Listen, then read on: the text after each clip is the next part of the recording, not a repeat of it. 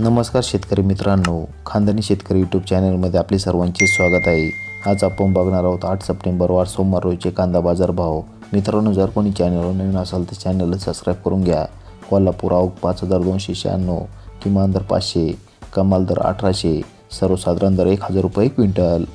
येवला आवक 8000, किमान दर 200, कमाल दर 481, सर्वसाधारण दर 950 रुपये क्विंटल।